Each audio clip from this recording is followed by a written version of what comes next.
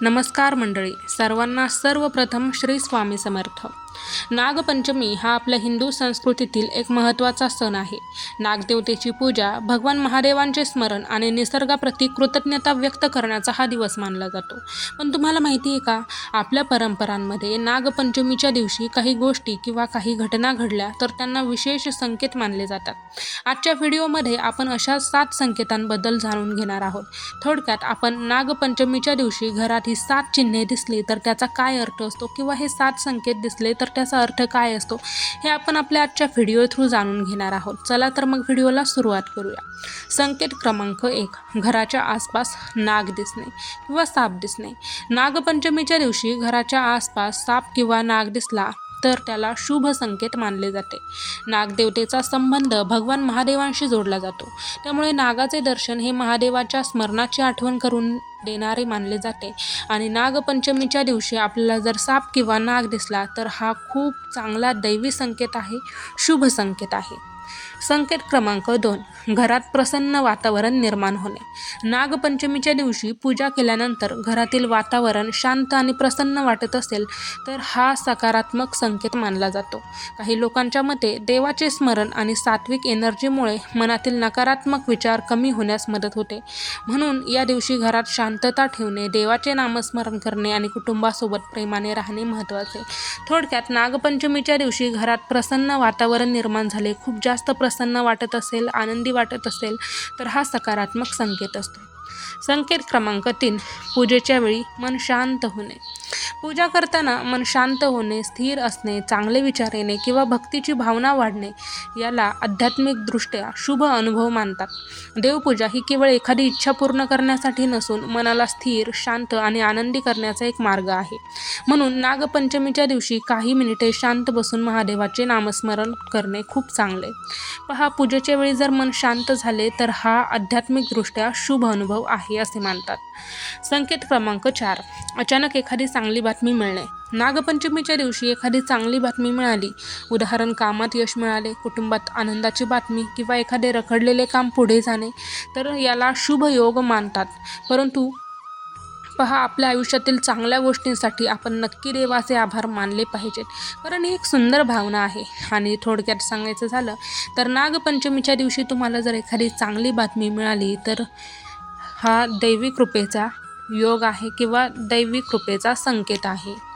संकेत क्रमांक 5, मंदिरात जाण्याची इच्छा होणे.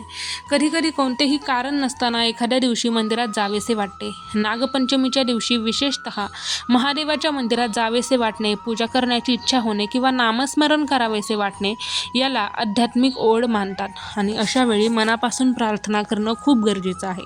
थोडक्यात नागपंचमीच्या दिवशी मंदिरात जाण्याची तीव्र इच्छा निर्माण होणे, पूजा करण्याची इच्छा होणे किंवा नामस्मरणाची इच्छा होणे याला आध्यात्मिक ओढीचा संकेत मानतात. संकेत क्रमांक 6, महादेवाचे किंवा नागदेवतेचे स्वप्न पडणे. पहा, नागपंचमीच्या आसपास काही लोकांना स्वप्नात नाग, शिवलिंग किंवा मंदिर दिसल्याचे अनुभव येतात. धार्मिक परंपरांमध्ये अशा स्वप्नांना वेगवेगळे अर्थ दिले जातात.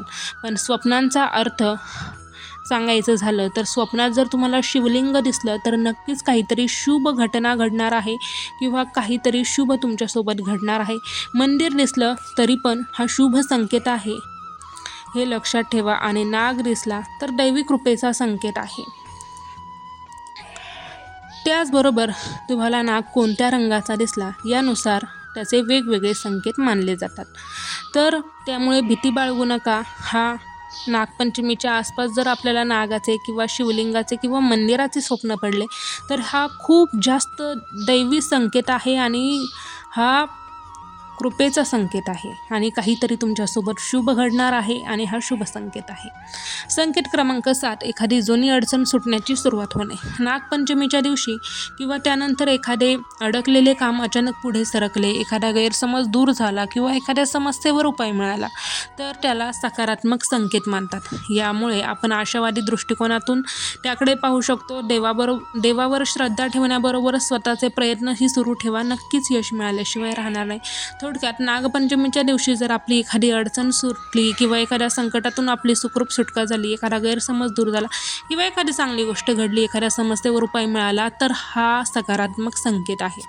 आता आपण पाहूयात की नागपंचमीला काय करावे. नागपंचमीच्या दिवशी श्रद्धेनुसार नागदेवतेची पूजा केली जाते. भगवान महादेवांचे स्मरण केले जाते. ओम नमः शिवाय या मंत्राचा जप केला जातो. घरातील ज्येष्ठांचे आशीर्वाद घेतले जातात. गरजू व्यक्तीला अन्नदान आणि आपल्या क्षमतेनुसार मदत केली जाते. आणि सर्वात महत्त्वाचे म्हणजे साप आणि इतर वन्यजीवांना त्रास दिला जात नाही. तर मंडळी, नागपंचमीच्या दिवशी दिसणारे हे 7 संकेत आपण श्रद्धा आणि लोकपरंपरेच्या दृष्टिकोनातून समजून घेतले. तुम्हाला यापैकी कोणता अनुभव कधी आला आहे का? कमेंटमध्ये नक्की सांगा. व्हिडिओ आवडला असेल तर व्हिडिओला लाईक करा, आपल्या मित्रमैत्रिणींना शेअर करा आणि आपल्या चॅनलला सबस्क्राईब करा. अशा धार्मिक, आध्यात्मिक आणि आपल्या संस्कृतीशी संबंधित माहितीच्या व्हिडिओंसाठी आपल्या चॅनलसोबत जोडलेले राहा. श्री स्वामी समर्थ. हर हर महादेव. जय नागदेवता. धन्यवाद.